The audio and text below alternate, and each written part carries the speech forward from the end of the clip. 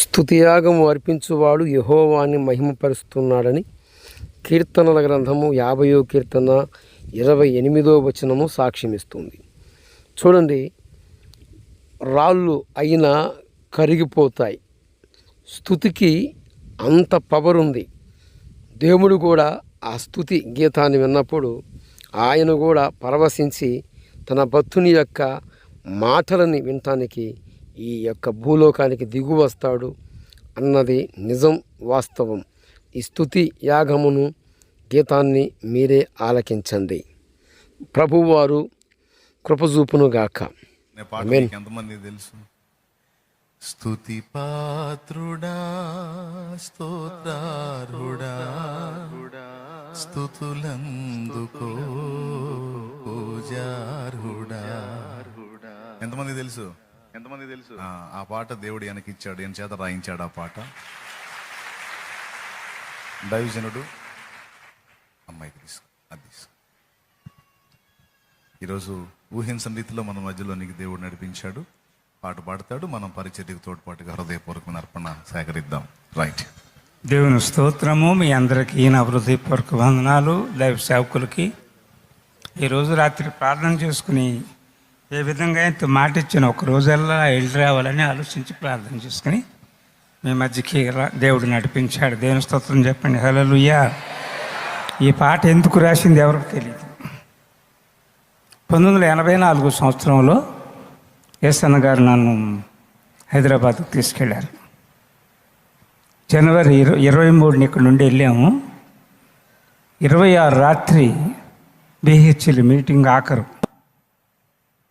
ముగించుకుని నాకు సైకిల్ ఇచ్చారు. బీచ్లో ఆ రూమ్కి రావడానికి రామచంద్రపురంలోకి. అట్లా నన్ను 2 రోడ్లు దాడాను. 3 రోడ్డు మెయిన్ రోడ్డుకి వచ్చేసరికి కరెంటు పోయింది. అట్టకు జాగ్రత్తగా వస్తున్నా. ఇట్లా పోయి తిరిగితే రూమ్లోకి వెళ్ళిపోతా. మరి లైట్ లేకుండా ఎట్టొచ్చాడో కరెంటు పోయింది. నాకు ఏమైంది అర్థం కాల. వెనక చక్రానికి కొట్టాడా, ముందు చక్రానికి కొట్టాడా, అసలు అరగటం కానీ ఏం జరగల. ఇక సైకిల్లో పడిపోయాను. బైబిల్ బ్యాగ్ ఉంది. ఎస్ఎన్ గారు వెనక ఎవరిని ఎక్కించుకుని ఆయన డ్రైవింగ్ చేస్తుంటే లైట్ వెళ్తుల్లో నేను కనపడ్డా.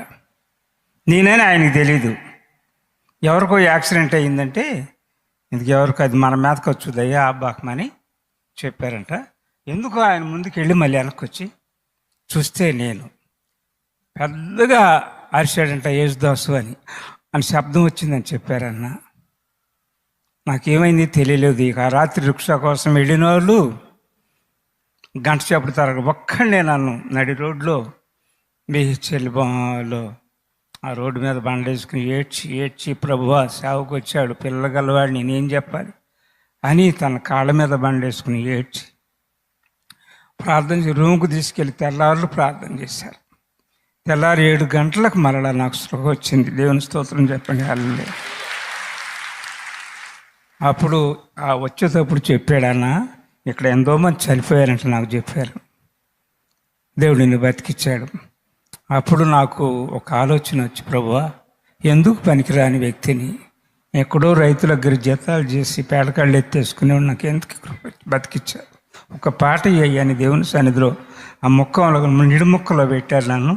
ముక్కముల గ్రామాన్ని డ్రమ్ము భుజాన పెట్టుకుని ప్రతిరోజు సాయంత్రం ఆడికి వెళ్తా, స్తుతి చెప్పుకుంటూ వెళ్తూ ఉన్నా. అప్పుడు ఈ మాటలన్నీ బైబిల్లో నాకు దొరికినాయి. 38-39లో స్తుతి అని చెప్పుకుంటూ బైబిల్ దగ్గర పెట్టుకుని ఆ మాటలు పాటగా రాసుకుని పాడుకుంటున్నా. అప్పుడు ఎవరో చెప్పారు ఎస్ఎన్ గారికి, యేసుదాస్ పాట రాశారని. అప్పుడు పిలిచి పాడించుకున్నాడు. అట్లా ఊరుకున్నా. నన్ను పొన్నికల్లు ఫాస్ట్ ఆఫీస్ నుంచి పొన్నికల్లు సేవకు పంపించాడు. ఒక్క విశ్వాసే ఉంది అక్కడ. ఎవరి విశ్వాసులు కూడా లేరు. అదే నా అద్దెకి నేను కడతాను, నువ్వు వెళ్ళి సేవ చేయమని. నా ఎవరు లేని దగ్గరికి పంపిస్తున్నావు ఎట్లా అనంటే, నువ్వు మనుషుల వైపు చూడబాకమని ఎదురు మాట్లాడాలా. నేనే ఎదురు మాట్లాడకుండా అట్లనే 40 రూపాయలకు ఒక ఇల్లు తీసుకున్నావు. 2 ఇల్లు ఉన్నాం. ప్రార్థన పెట్టాడు, ఇల్లు మార్చమన్నాడు. ఊళ్ళోకి వెళ్ళాం. ఊళ్ళో దొరికింది ఒక ఇల్లు 100 రూపాయల కంటే 5 తులాల పెంకిటిల్లు. కానీ ఒక్కడో లేరు ఆ ఇంట్లో. ఎందుకు లేరంటే ఆ ఇంటి అందరూ చచ్చిపోయారంట. వాళ్ళు తెనాల్లో కాపురం పెట్టారు పోయి. మాకు ఇస్తే మా యొక్క ఎలా తెలతో వస్తున్నారు. వీళ్ళందరూ చచ్చిపోయిన ఇంట్లో వీళ్ళు తీసుకొస్తున్నారు, వీళ్ళు కూడా చచ్చిపోతాడేమోనని. ఇక అప్పుడు వెళ్ళి ఓ సహోదరి రోజానమ్మ గారి విశ్వాసం ఉంది, ఇద్దరం పైకి ఎక్కి శుభ్రంగా దులిపేసి నీళ్ళు పైన కట్టి 5 దూలాలు పెంకుటిల్లు పేడ తొక్కి నేను కాడతో మట్టి తీసుకొచ్చి ఆ పాప మలికి పెట్టింది. పంచలో కూర్చోవచ్చు. 2 రూమ్, ఒక రూమ్ పాస్టల్ కావచ్చు, ఒక రూమ్లో మేము ఉన్నాము. 5 దూలాలు పెంకుటిల్లు, 10 దూలాలు. ఆ విధంగా అట్లా సేవ 94 వరకు అక్కడే చేసాము. సడన్గా వారు ఇల్లు అమ్ముకున్నారు. మళ్ళీ తాడికొండ పంపించారు నన్ను. అక్కడ 3 ఏళ్ళు చేశాను. తర్వాత పాస్టమ్ గారికి జబ్బు చేస్తే అన్నట్టు జరిగిందంటే అప్పుడు మా సొంత గ్రామము యాజలి పాపట్ల దగ్గర, అక్కడికి వెళ్ళాను. అక్కడికి వెళ్ళిన తర్వాత అప్పుడు ఈమె 2000లో 19వ తారీఖు చనిపోయింది నా భార్య. అయినప్పటికీ అన్న మళ్ళీ నన్ను 2008లో పాటలు పాడేవాళ్ళు రన్నింగ్ టీంలో పెట్టారు. అట్లా రన్నింగ్ టీంలో పెడితే అప్పుడు ఈ పాటని మద్రాసు తీసుకెళ్ళినాక రికార్డ్కి అయ్యేటప్పుడు ఏం పాడతావని నన్ను అడిగాడు. మళ్ళీ మీ ఇష్టం అన్నా, మీరు ఏది పెడతారు, నువ్వు రాసిందే పాడన్నాడు. ఆ దైవజనుడు నా కొరకు ప్రార్థన చేసి అనేక జనాలకి ఒక మరి ఏమి ఎరిగినటువంటి చదువు సంధి లేదు నాకు. 1వ తరగతి 57వ సంవత్సరంలో 1వ తరగతి పోయాను. ఆ సమయంలో మరి పరిస్థితులు బాగోక నన్ను చదివించలేకపోయారు. అమ్మ, నా తర్వాత చెల్లి, తర్వాత తమ్ముడు, మీ ముగ్గురుమే మా కుటుంబానికి. అయినా నామకార్థ క్రైస్తవులు, నాన్నగారు కానీ తాతగారు కానీ చక్కగా బైబిల్ చదువుతాడు, పాటలు పాడతాడు.